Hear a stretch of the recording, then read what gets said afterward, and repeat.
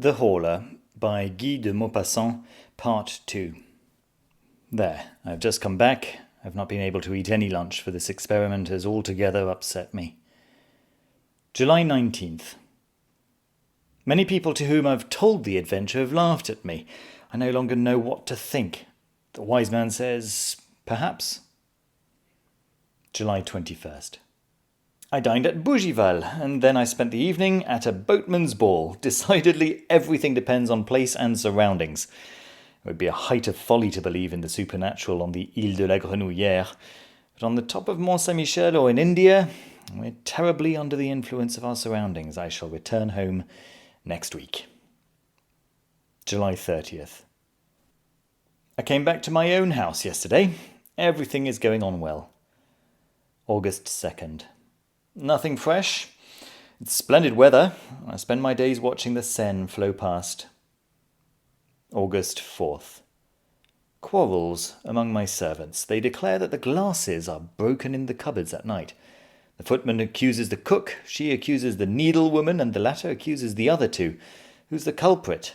It would take a clever person to tell. August 6th. This time I'm not mad. I have seen. I can doubt no longer. I have seen it. I was walking at 2:00 amongst my rose trees, in the full sunlight, in the walk bordered by autumn roses which are going to fall. As I stopped to look at a géant bataille which had 3 splendid blooms, I directly saw the stalk of one of the roses bend close to me, as if an invisible hand had bent it, and then break, as if that hand had picked it.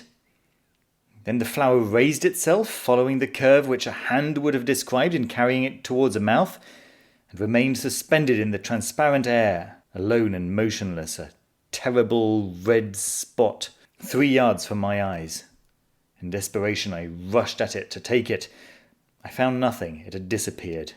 Then I was seized with a furious rage against myself. It is not wholesome for a reasonable and serious man to have such hallucinations. But was it a hallucination? I turned to look for the stalk, and I found it immediately under the bush, freshly broken, between the 2 other roses which remained on the branch. I returned home then with a much disturbed mind, for I'm certain now, certain as I am of the alternation of day and night, that there exists close to me an invisible being who lives on milk and on water, who can touch objects, take them and change their places, who is consequently endowed with a material nature, although imperceptible to sense, and who lives, as I do, under my roof. August 7th. I slept tranquilly. He drank the water out of my decanter, but did not disturb my sleep. I asked myself whether I'm mad. As I was walking just now in the sun by the riverside, doubts as to my own sanity arose in me. Not vague doubts such as I have had hitherto, but precise and absolute doubts. I've seen mad people, and I have known some who are quite intelligent, lucid, even clear-sighted in every concern of life, except on one point. They would speak clearly, readily, profoundly, on everything, till their thoughts were caught in the breakers of their delusions, and went to pieces there, were dispersed and swamped in that furious and terrible sea of fogs and squalls which is called madness. I certainly would think that I was mad, absolutely mad, if I were not conscious that I knew my state. If I could not fathom it and analyze it with the most complete lucidity, I should in fact be a reasonable man laboring under hallucination. Some unknown disturbance must have been excited in my brain, one of those disturbances which physiologists of the present day try to note and to fix precisely. And that disturbance must have caused a profound gulf in my mind and in the order and logic of my ideas. Similar phenomena occur in dreams and lead us through the most unlikely phantasmagoria without causing us any surprise, because our verifying apparatus and our sense of control have gone to sleep, while our imaginative faculty wakes and works. Was it not possible that one of the imperceptible keys to the cerebral fingerboard had been paralyzed in me? Some men lose the recollection of proper names, or of verbs, or of numbers, or merely of dates, in consequence of an accident. The localization of all the avenues of thought has been accomplished nowadays. What, then, would there be surprising in the fact that my faculty of controlling the unreality of certain hallucinations should be destroyed for the time being? I thought of all this as I walked by the side of the water. The sun was shining brightly on the river and made earth delightful, while it filled me with love for life, for the swallows whose swift agility is always delightful in my eyes, for the plants by the riverside whose rustling is a pleasure to my ears. By degrees, however, an inexplicable feeling of discomfort seized me. It seemed to me as if some unknown force were numbing and stopping me, were preventing me from going further, and were calling me back. I felt that painful wish to return which comes on you when you have left a beloved invalid at home and are seized by a presentiment that he is worse. I therefore returned, despite of myself, feeling certain that I should find some bad news awaiting me, a letter or a telegram.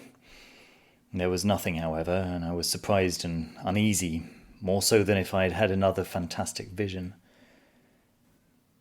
August 8th. I spent a terrible evening yesterday. He does not show himself any more, but I feel that he is near me, watching me, looking at me, penetrating me, dominating me, and more terrible to me when he hides himself thus than if he were to manifest his constant and invisible presence by supernatural phenomena. However, I slept. August 9th. Nothing. But I am afraid. August 10th. Nothing, but what will happen tomorrow? August 11th. Still nothing. I cannot stop at home with this feel hanging over me and these thoughts in my mind. I shall go away. August 12th, 10 o'clock at night. All day long I've been trying to get away and have not been able. I contemplated a simple and easy act of liberty, a carriage ride to Rouen, and have not been able to do it. What is the reason? August 13th. When one is attacked by certain maladies, the springs of our physical being seem broken, our energies destroyed, our muscles relaxed, our bones to be as soft as our flesh, and our blood as liquid as water. I'm experiencing the same in my moral being, in a strange and distressing manner. I've no longer any strength, any courage, any self-control, nor even any power to set my own will in motion. I've no power left to will anything, but someone does it for me, and I obey. August 14th. I am lost. Somebody possesses my soul and governs it. Somebody orders all my acts, all my movements, all my thoughts. I'm no longer master of myself, nothing except an enslaved and terrified spectator of the things which I do. I wish to go out, I cannot. He does not wish me to. And so I remain, trembling and distracted in the armchair in which he keeps me sitting. I merely wish to get up and to rouse myself, so as to think that I am still master of myself. I cannot. I'm riveted to my chair, and my chair adheres to the floor in such a manner that no force of mine can move us. Then suddenly I must go to the foot of my garden to pick some strawberries and eat them. And I go there. I pick the strawberries and I eat them. Oh, my God, is there a God?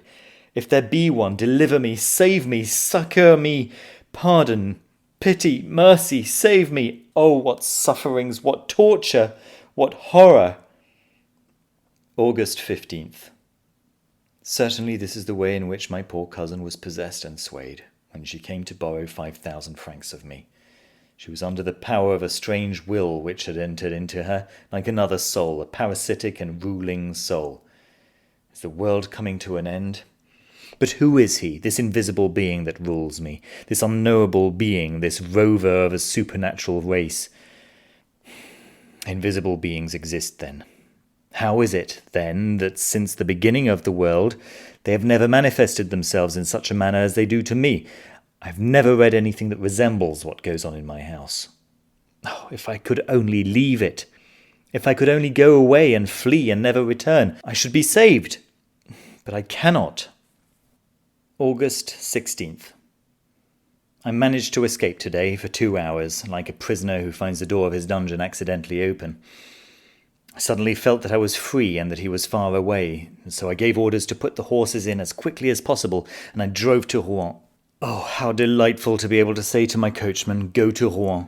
I made him pull up before the library, and I begged them to lend me Dr. Hermann Herstauss's treatise on the unknown inhabitants of the ancient and modern world. Then, as I was getting into my carriage, I intended to say, "To the railway station," but instead of this I shouted. I did not speak, but I shouted in such a loud voice that all the passers-by turned round. "Home!" And I fell back onto the cushion of my carriage, overcome by mental agony. He had found me out and regained possession of me. August 17th. Oh, what a night, and yet it seems to me that I ought to rejoice. I read until 1 o'clock in the morning. Herestauss, Doctor of Philosophy and Theology, wrote the history of all the manifestations of all those invisible beings which hover around man, or of whom he dreams. He describes their origin, their domains, their power, but none of them resembles the one which haunts me.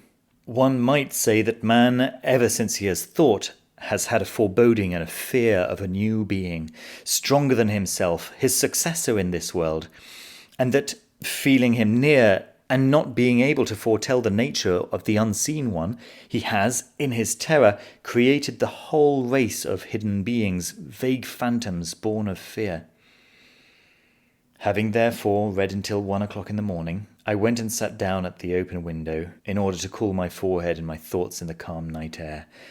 It was very pleasant and warm. How I should have enjoyed such a night formerly. There was no moon, but the stars darted out their rays in the dark heavens. Who inhabits those worlds? What forms, what living beings, what animals are there yonder? Do those who are thinkers in those distant worlds know more than we do? What can they do more than we? What do they see which we do not?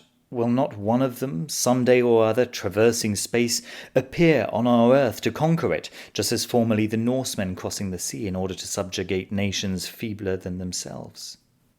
We are so weak, so powerless, so ignorant, so small, we who live on this particle of mud which revolves in liquid air.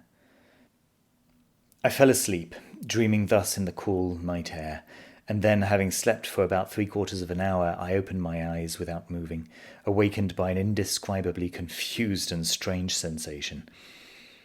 At first I saw nothing, and then suddenly it appeared to me as if a page of the book, which had remained open on my table, turned over of its own accord. Not a breath of air had come in at the window, and I was surprised, and waited. In about 4 minutes I saw with my own eyes, another page lift itself up and fall down on the others, as if a finger had turned it over. My armchair was empty, appeared empty, but I knew that he was there. He, sitting in my place, and that he was reading. With a furious bound, the bound of an enraged wild beast that wishes to disembowel its tamer, I crossed my room to seize him, to strangle him, to kill him. But before I could reach it, my chair fell over, as if somebody had run away from me. My table rocked, my lamp fell and went out, and my window closed, as if some thief had been surprised, and had fled out into the night, shutting it behind him. So he had run away. He had been afraid. Afraid of me. So tomorrow or later, some day or other, I should be able to hold him in my clutches and crush him against the ground. Do not dogs occasionally bite and strangle their masters? August 18th. I've been thinking the whole day long. Oh yes, I will obey him, follow his impulses, fulfill all his wishes, show myself humble, submissive, a coward. He is the stronger, but an hour will come. August 19th. I know all. I've just read the following in the Revue du Monde Scientifique. A curious piece of news comes to us from Rio de Janeiro. Madness, an epidemic of madness, which may be compared to that contagious madness which attacked the people of Europe in the Middle Ages, is at the moment raging in the province of Sao Paulo. The frightened inhabitants are leaving their houses, deserting their villages, abandoning their land, saying that they are pursued, possessed, governed like human cattle by invisible, though tangible, beings, by a species of vampire which feeds on their life while they are asleep, and which, besides, drinks water and milk without appearing to touch any other nourishment. Professor Don Pedro Henriquez, accompanied by several medical savants, has gone to the province of Sao Paulo in order to study the origin and the manifestations of this surprising madness on the spot, and to propose such measures to the emperor as may appear to him to be most fitted to restore the mad population to reason. I remember now that fine Brazilian three-master, which passed in front of my windows as it was going up the Seine on the 8th of last May. I thought it looked so pretty, so white and bright. That being was on board of her, coming from there, where its race sprang from, and it saw me. It saw my house, which was also white. It sprang from the ship onto the land. Good heavens. Now I know, I can divine. The reign of man is over, and he has come. He whom disquieted priests exorcised, whom sorcerers evoked on dark nights without seeing him appear. He to whom the imaginations of the transient masters of the world lent all the monstrous or graceful forms of gnomes, spirits, genies, fairies, and familiar spirits. After the coarse conceptions of primitive fear, men more enlightened gave him a truer form. Mesmer divined him, and 10 years ago physicians accurately discovered the nature of his power, even before he exercised it himself.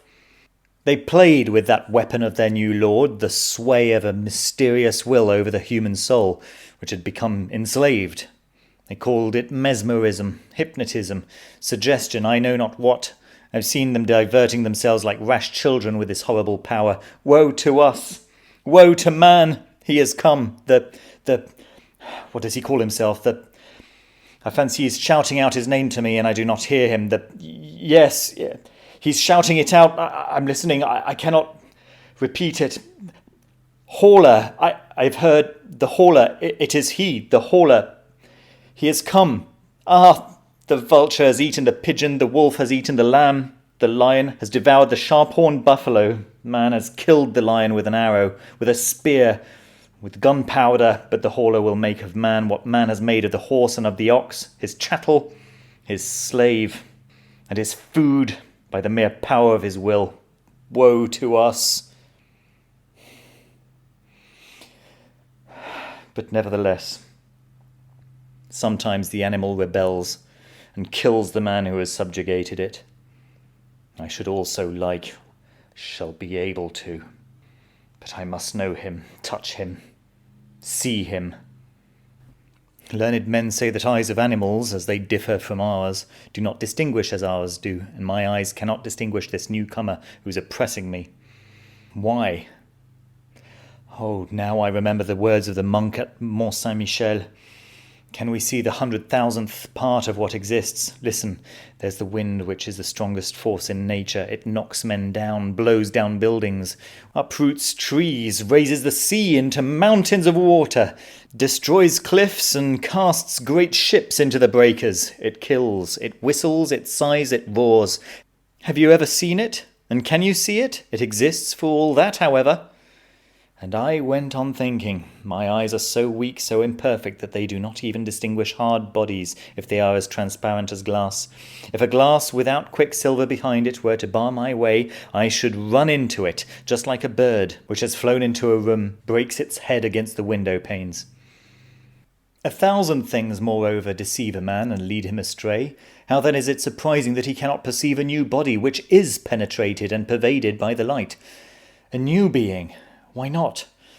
It was assuredly bound to come. Why should we be the last? We do not distinguish it like all the others created before us. The reason is that its nature is more delicate, its body finer, more finished than ours. Our makeup is so weak, so awkwardly conceived. Our body is encumbered with organs that are always tired, always being strained like locks that are too complicated. It lives like a plant and like an animal, nourishing itself with difficulty on air, herbs, and flesh. It is a brute machine which is a prey to maladies, to malformations, to decay. It is broken-winded, badly regulated, simple and eccentric, ingeniously yet badly made, a coarse and yet a delicate mechanism, in brief, the outline of a being which might become intelligent and great. There are only a few, so few, stages of development in this world, from the oyster up to man. Why should there not be one more? when once that period is accomplished which separates the successive products one from the other. Why not one more? Why not also other trees with immense splendid flowers perfuming whole regions? Why not other elements beside fire, air, earth and water? There are 4, only 4, nursing fathers of various beings. What a pity! Why should there not be 40, 400, 4,000? How poor everything is! How mean and wretched, grudgingly given, poorly invented, clumsily made! Ah, the elephant and the hippopotamus, what power! And the camel, what suppleness! But the butterfly, you will say, a flying flower. I dream of one that would be as large as 100 worlds, with wings, whose shape, beauty, colours, and motion I cannot even express, but I see it. It flutters from star to star, refreshing them and perfuming them with the light and harmonious breath of its flight. And the people up there gaze at it as it passes in an ecstasy of delight. What is the matter with me? It is he, the Horla, who haunts me, who makes me think of these foolish things. He's within me. He's becoming my soul. I shall kill him. August 20th. I shall kill him. I've seen him. Yesterday, I sat down at my table and pretended to write very assiduously. I knew quite well that he would come prowling round me, quite close to me, so close that I might perhaps be able to touch him, to seize him, and then I should have the strength of desperation. I should have my hands, my knees, my chest, my forehead, my teeth, to strangle him, to crush him, to bite him, to tear him to pieces. And I watched for him with all my overexcited nerves. I had lighted my 2 lamps and the 8 waxed candles on my mantelpiece, as if, by this light, I should discover him. My bed, my old oak bed with its columns, was opposite to me. On my right was the fireplace. On my left, the door, which was carefully closed after I had left it open for some time in order to attract him. Behind me was a very high wardrobe with a looking-glass in it, which served me to dress by every day, and in which I was in the habit of inspecting myself from head to foot every time I passed it. So I pretended to be writing in order to deceive him, for he also was watching me, and suddenly I was certain that he was reading over my shoulder, that he was there, almost touching my ear. I got up so quickly with my hands extended that I almost fell. Horror! It was as bright as midday, but I did not see myself in the glass. It was empty, clear, profound, full of light, but my figure was not reflected in it, and I was opposite to it. I saw the large clear glass from top to bottom, and I looked at it with unsteady eyes. I did not dare advance. I did not venture to make any movement, feeling certain, nevertheless, that he was there, but that he would escape me again, he whose imperceptible body had absorbed my reflection. How frightened I was! And then suddenly I began to see myself through a mist in the depths of the looking-glass, in a mist, as it were, or through a veil of water, and it seemed to me as if this water were flowing slowly from left to right, and making my figure clearer every moment. It was like the end of an eclipse. Whatever hid me did not appear to possess any clearly defined outlines, but was a sort of opaque transparency which gradually grew clearer. At last I was able to distinguish myself completely, as I do every day when I look at myself. I had seen him, and the horror of it remained with me. It makes me shudder even now. August 21st. How could I kill him, since I could not get hold of him? Poison? But he would see me mix it with the water. And then, would our poisons have any effect on his impalpable body? No doubt about the matter. Then? August 22nd. I sent for a blacksmith from Rouen and ordered iron shutters of him for my room, such as some private hotels in Paris have on the ground floor for fear of thieves. And he's going to make me a similar door as well. I've made myself out a coward. I do not care about that. September 10th. Rouen. Hôtel Continental. It is done! It is done! But is he dead? My mind is thoroughly upset by what I've seen. Well then, yesterday, the locksmith having put on the iron shutters and door, I left everything open until midnight, although it was getting cold. Suddenly, I felt that he was there, and, Joy, mad joy took possession of me. I got up softly, and I walked to the right and left for some time, so that he might not guess anything. And then I took off my boots and put on my slippers carelessly. Then I fastened the iron shutters, and going back to the door quickly, I double-locked it with a padlock, putting the key into my pocket. Suddenly I noticed that he was moving restlessly around me, and that in his turn he was frightened, and was ordering me to let him out. I nearly yielded, though I did not quite. But, putting my back to the door, I half opened it, just enough to allow me to get out backwards, and as I'm very tall, my head touched the lintel. I was sure that he had not been able to escape, and shut him up, quite alone, quite alone. What happiness! I had him fast. Then I ran downstairs into the drawing room, which was under my bedroom. I took the 2 lamps and poured out all the oil onto the carpet, the furniture, everywhere, and then I set fire to it and made my escape after having carefully double-locked the door. I went and hid myself at the bottom of the garden in a clump of laurel bushes. How long it was! How long it was! Everything was dark, silent, motionless, not a breath of air, not a star, but heavy banks of clouds which one could not see, but which weighed, oh, so heavily on my soul. I looked at my house and waited. How long it was! I already began to think that the fire had gone out of its own accord, or that he had extinguished it, when one of the lower windows gave way under the violence of the flames, and a long, soft, caressing sheet of red flame mounted up the white wall and kissed it as high as the roof.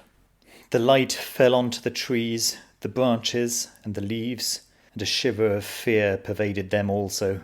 The birds awoke, a dog began to howl, and it seemed to me as if the day were breaking. Almost immediately, 2 other windows flew into fragments, and I saw that the whole of the lower part of my house was nothing but a terrible furnace. But a cry, a horrible, shrill, heart-rending cry, a woman's cry, sounded through the night, and 2 garret windows were opened. I had forgotten the servants. I saw the terror-struck faces and the frantic wavings of their arms. Then, overwhelmed with horror, I ran off to the village, shouting, "Help! Help! Fire! Fire!" Meeting some people who were already coming onto the scene, I went back with them to see. By this time the house was nothing but a horrible and magnificent funeral pile. A monstrous pyre which lit up the whole country, a pyre where men were burning and where he was burning also. He, my prisoner, that new being, that new master, the Horla.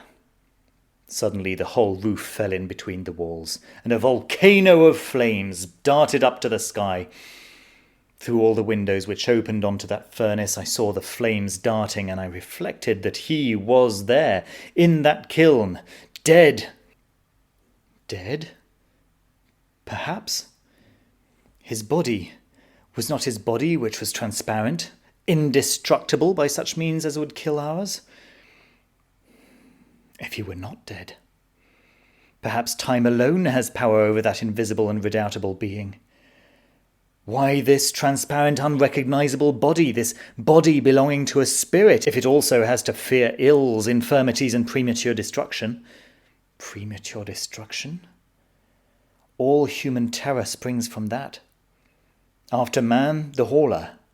After him who can die every day, at any hour, at any moment, by any accident, he came. He who was only to die at his own proper hour and minute, because he had touched the limits of his existence. No, there is no doubt about it. He is not dead. Then, I suppose I must kill myself.